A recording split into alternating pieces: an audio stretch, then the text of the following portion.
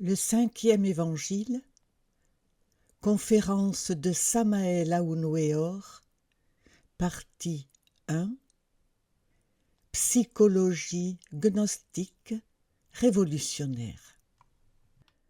La tolérance. Aujourd'hui, mes inestimables frères, nous allons parler de la tolérance.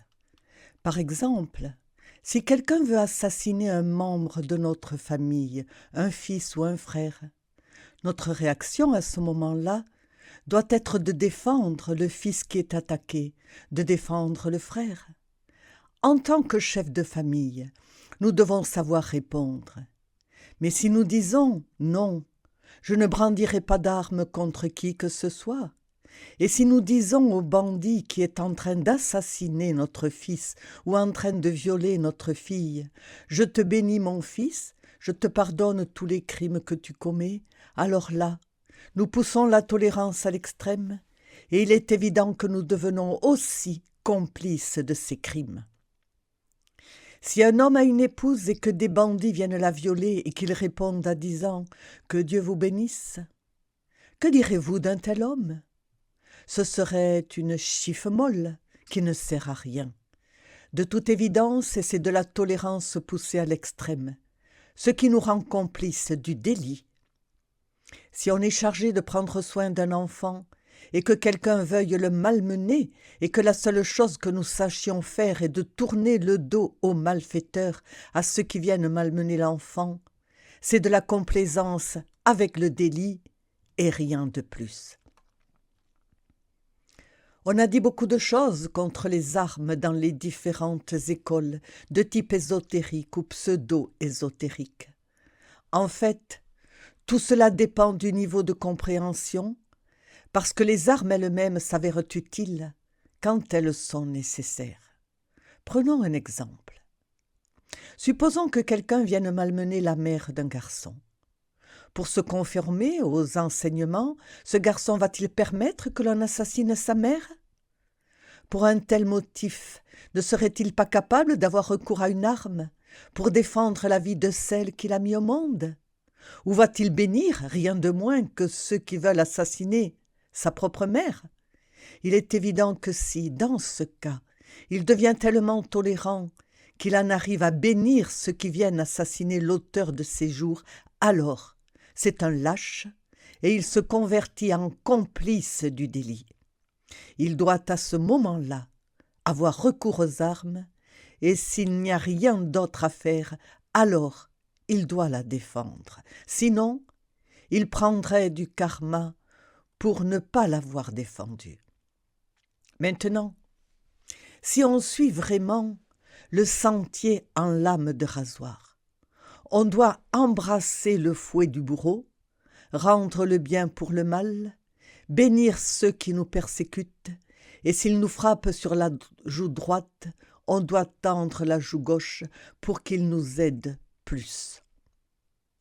Ceci est un peu dur, c'est clair, mais quand on a pris la décision de vivre sur le sentier en lame de rasoir et qu'on cherche l'autoréalisation intime de l'être, on veut suivre les ordalies rigoureuses de l'initiation, et ça, c'est différent.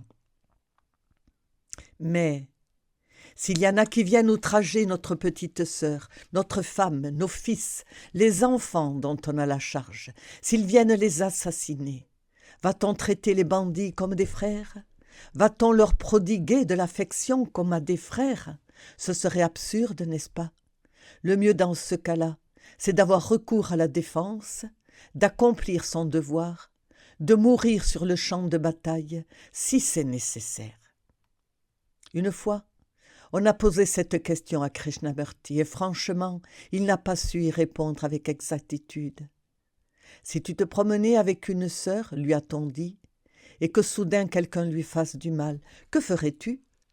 Il répondit qu'il attendait que cela se produise pour voir ce qu'il ferait, qu'il attendait que cela se produise réellement. Bon, il s'en est sorti en prenant la tangente. La réponse aurait dû être plus concrète.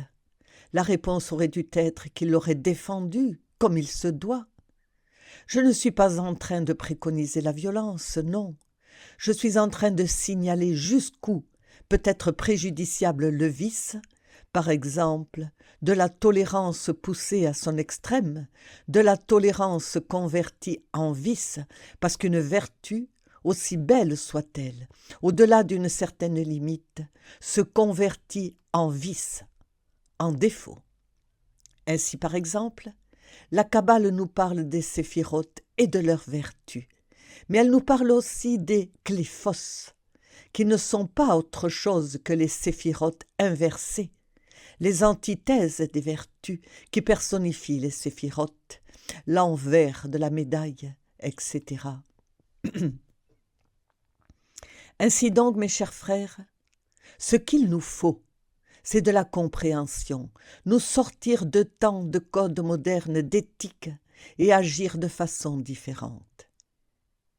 Il existe par exemple au Tibet un livre spécial d'action des initiés, nous le qualifierons d'éthique, bien que là-bas on ne connaisse pas ce mot. Ce n'est pas un code d'éthique, mais il est certain que cela va au-delà du bien et du mal. N'oubliez pas que dans tout ce qui est bon, il y a quelque chose de mauvais, et dans tout ce qui est mauvais, il y a quelque chose de bon. N'oubliez pas que dans l'encens de la prière se cache aussi le délit. Le délit s'habille en martyr, en apôtre, et il va même jusqu'à officier dans les temples les plus sacrés. De sorte qu'il y a beaucoup de vertus chez les méchants et beaucoup de méchanceté chez les vertueux. Il existe le bien du mal et le mal du bien. Au Tibet, je le répète, il existe un livre très spécial pour les initiés, un livre d'action unique. Beaucoup de façons d'agir de ces initiés nous surprennent. Elles ne correspondent pas tout à fait avec la façon d'être ce que nous avons ici, dans le monde occidental. Ici, il y a un dicton qui dit « Ne faisons pas de bonnes choses qui paraissent mauvaises, ni de mauvaises qui paraissent bonnes. » Mais les Tibétains ne se laissent pas conditionner mentalement par un pareil dicton. Ils agissent de telle manière qu'ils surprennent nombre d'entre nous.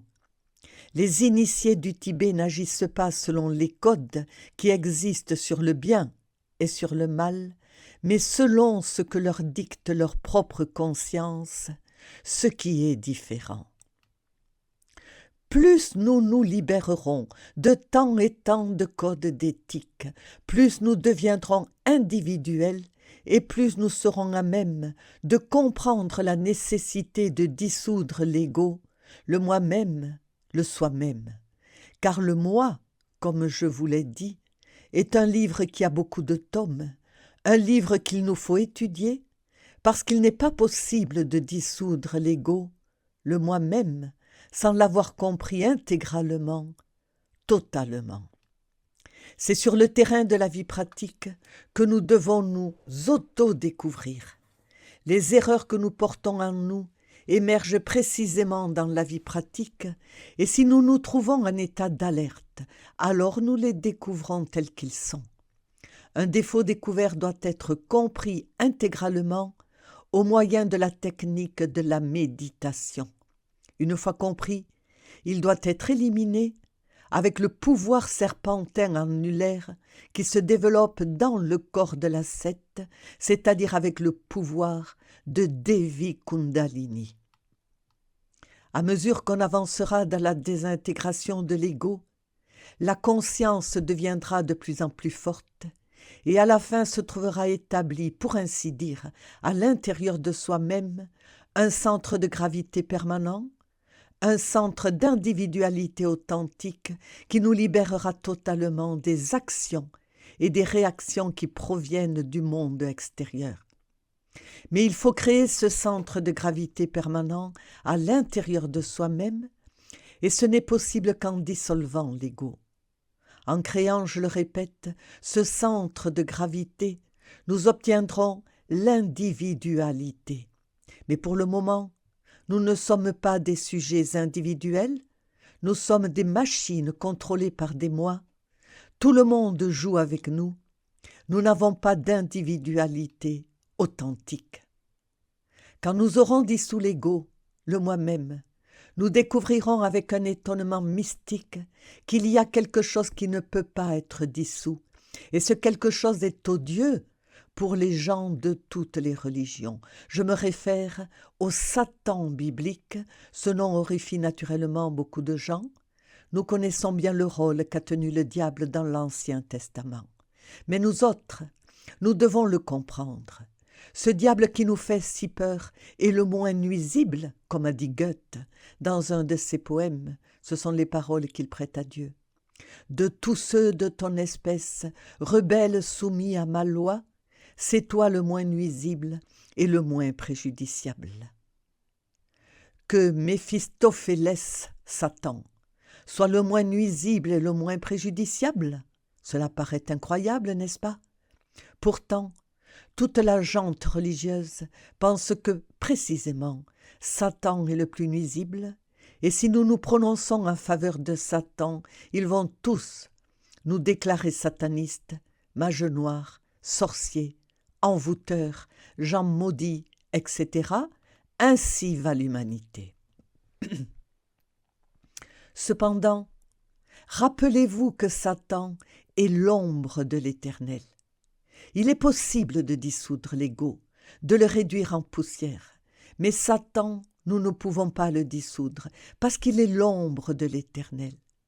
Si nous marchons dans une rue, nous projetons notre propre ombre, n'est-ce pas, à cause de la lumière du soleil? Ainsi l'Éternel projette aussi son ombre en chacun de nous.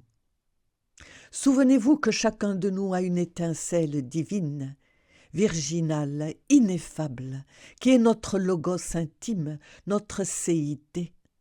Elle projette son ombre dans notre psyché, et cette ombre est précisément Satan, Méphistophélès, qui est Xolotl chez les Aztèques, le Lucifer de notre Seigneur Quetzalcoatl. Réfléchissons, mes chers frères. Ce Satan, l'ombre de l'Éternel en chacun de nous, doit être transformé en Lucifer. De toute évidence, Lucifer est le porteur de lumière, l'étoile brillante du matin et aussi l'étoile brillante du soir. Nous devons donc transformer le diable en Lucifer. Quand nous voyons, dans les mondes supérieurs de la conscience cosmique, notre propre diable, nous comprenons la nécessité de le transformer. Le diable de n'importe quel profane, l'ombre méphistophélique, pour parler comme Goethe, de n'importe quel individu, est noir comme le charbon. Et il est clair qu'il en sort un feu sinistre, c'est le fohat diabolique. Mais voilà ce qui est grandiose, transformer, convertir cette ombre noire, ce diable, en Lucifer. C'est possible quand nous éliminons l'ego animal, quand nous détruisons les éléments inhumains que nous portons en nous, alors cette ombre de l'Éternel peut revêtir la tunique de gloire et se convertir en archange de lumière. N'oubliez pas que Lucifer a pouvoir sur les cieux, sur la terre et sur les enfers. Dans les cieux, les anges lui obéissent. Sur terre, il fait trembler les humains et dans les enfers, les démons. Lucifer est donc le prince de la lumière, l'archange de la gloire. Quant à nous, je le répète, nous devons convertir le diable en Lucifer, modifier cet aspect noir et ténébreux de l'ombre de l'Éternel, le blanchir pour le rendre pur et parfait, l'embellir grâce à la dissolution de l'ego animal. Si nous procédons ainsi, la récompense sera grandiose. Il nous accordera l'immortalité. Il nous rendra réellement forts, parce qu'aujourd'hui, nous sommes réellement faibles, absolument faibles. Nous sommes victimes des autres. Tout le monde joue avec nous. Et malheureusement, nous ne voulons pas comprendre que les autres jouent avec nous. Nous sommes victimes des autres et nous ne le savons pas. Nous nous croyons puissants, alors que nous ne sommes que de misérables bouts de bois emportés dans la mer tumultueuse de l'existence. Je vous invite donc, mes chers frères, à dissoudre l'ego dans le but de blanchir votre propre démon, votre xolotl, pour le convertir en prince de la lumière, en Seigneur qui a pouvoir sur les cieux, sur la terre et sur les enfers. Réfléchissez donc, devenez plus individuel. Question. Maître, on a toujours vu des personnes qui veulent rétablir la paix entre deux individus qui se disputent. Pour un étudiant gnostique, est-il juste d'intervenir de quelque manière que ce soit, au moyen de la prière ou d'un rite? Maître, chacun est ce qu'il est. La discorde existera tant que chaque personne portera à l'intérieur d'elle-même, dans sa psyché, les éléments qui provoquent des conflits. Il est évident que tant que la discorde existera en nous-mêmes, elle existera également à l'extérieur de nous. Alors, il s'avère inutile que nous essayions d'apaiser les autres, ils continueront à se disputer, parce qu'ils portent en eux la discorde. Il est absurde que nous essayions, par des pratiques occultes et magiques, de faire cesser la dispute entre deux personnes. Ceci ne servira à rien, car elles pourraient cesser de se disputer sur le moment et après recommencer. La vérité est que nous devons être nous-mêmes. Nous devons être plus auto-réfléchis, plus individuels, ne pas nous identifier avec de telles scènes, vivre pour nous auto-découvrir. Voilà ce qui est important. Question. Cette attitude ne serait-elle pas jusqu'à un certain point égoïste? Parce qu'à la suite de la discussion, ces deux personnes pourraient en venir à s'entretuer et qu'une intervention extérieure pourrait l'éviter. Maître, quelquefois, notre intervention peut servir, d'autres fois, non. La crue réalité des faits est que la dispute, la discorde, existe en chacun de nous, et tant qu'elle continuera à exister, les conflits continueront. Personne ne nous a transformés en policiers pour aller régler les bousculades d'autrui. Les choses étant comme elles sont, la seule chose que nous pouvons et que nous devons faire est de veiller sur nous-mêmes, d'éliminer nos propres erreurs. Nous ne pouvons pas éliminer les erreurs des autres. Chacun est ce qu'il est. Nous ne pouvons pas changer personne. Nous pourrions les admonester, mais ce n'est pas suffisant pour que les autres changent. Par exemple, je suis ici en train de vous parler, mais je ne pourrai pas vous changer. C'est vous qui devez changer par vous-même. Ainsi, nous ne pouvons pas non plus jouer le rôle de policier, ici, là ou ailleurs. Chacun doit répondre de ses propres actes. Question. Maître, que pouvez-vous nous dire sur l'affection? C'est quelque chose que tous les êtres humains possèdent naturellement. Certains sont même capables de vouer leur vie à un être cher, et ils utilisent aussi certains moyens d'expression pour manifester cette affection, cet amour. Ces petites marques d'affection démonstrative avec les enfants ou entre les époux, etc., ont-elles lieu d'exister? Maître, l'amour est grandiose, mais il y a un dicton espagnol qui dit « Ce sont les actes qui font de l'amour et non les bonnes intentions ». J'ai connu des foyers très affectueux qui se sont décomposés du jour au lendemain. Il y a peu de temps, j'en ai connu un apparemment très heureux. Dans ce foyer, tous les enfants étaient affectueux avec leurs parents, mais ce foyer n'existe plus. L'homme et la femme ont divorcé, et les enfants vont les uns d'un côté et les autres de l'autre, et ils étaient très affectueux.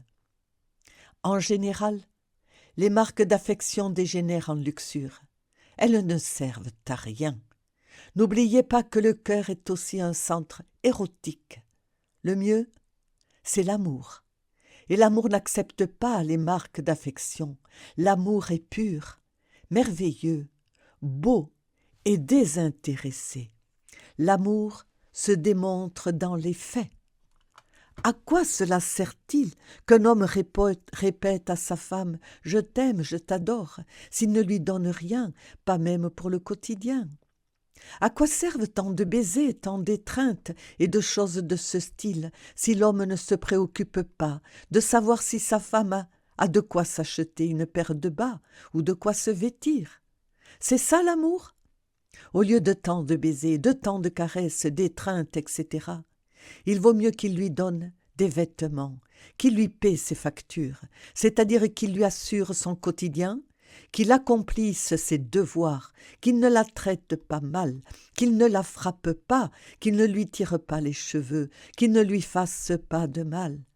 Ce sont les faits qui comptent, et non les bonnes intentions. Indubitablement, il est aussi mauvais d'être rigide que d'avoir l'échine en caoutchouc. Il est bon que l'homme soit naturel avec sa femme et que la femme soit naturelle avec son mari.